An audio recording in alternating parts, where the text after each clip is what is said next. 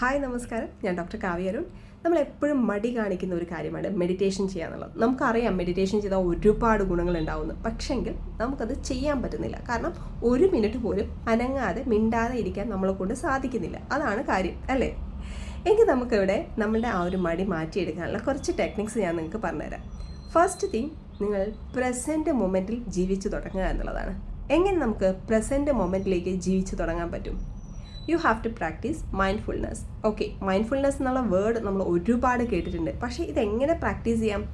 ഏറ്റവും സിമ്പിളായിട്ടുള്ള വേ എന്ന് പറഞ്ഞാൽ നമ്മുടെ 5 സെൻസസ് ഉണ്ടല്ലോ, അതായത് നമ്മളുടെ കണ്ണ്, കാഴ്ച, മൂക്ക്, നമ്മളുടെ മണം അറിയുന്നത്, നമ്മളുടെ വായ, രുചി അറിയാനുള്ള നാവ്, അതേപോലെ നമ്മളുടെ കേൾവി, നമ്മളുടെ ശബ്ദങ്ങൾ കേൾക്കാനുള്ള കഴിവ്, നമ്മളുടെ സ്കിൻ, നമ്മളുടെ സ്പർശം അറിയാനുള്ള കഴിവ്. ഈ 5 സെൻസസിനെ നമ്മൾ ആക്ടിവേറ്റ് ചെയ്യുക. അതെങ്ങനെ?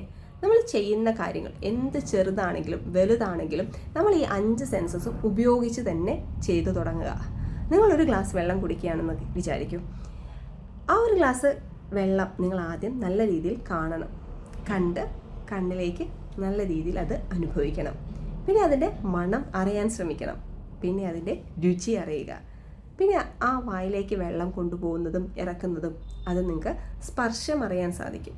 അതേപോലെ തന്നെ നിങ്ങളുടെ കേൾവിക്കും അത് അറിയാൻ സാധിക്കും. അങ്ങനെ നിങ്ങളുടെ 5 സെൻസസ് ഉപയോഗിച്ച് നിങ്ങളൊരു വെള്ളം കുടിക്കുന്നത് പോലും പ്രാക്ടീസ് ചെയ്യുക.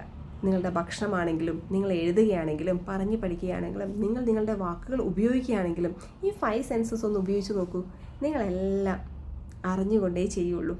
ഇതാണ് leave in the present moment എന്ന് പറയും. ഒന്ന് പ്രാക്ടീസ് ചെയ്ത് നോക്കൂ. നിങ്ങളുടെ മൈൻഡും നിങ്ങളുടെ തോട്ട്സും നിങ്ങളുടെ എല്ലാം ബ്രെയിനും ഒക്കെ തന്നെ ഒരു ലൈവ് ആയിട്ട് ഇരിക്കുന്നത് നിങ്ങൾക്ക് അനുഭവപ്പെടാൻ സാധിക്കും.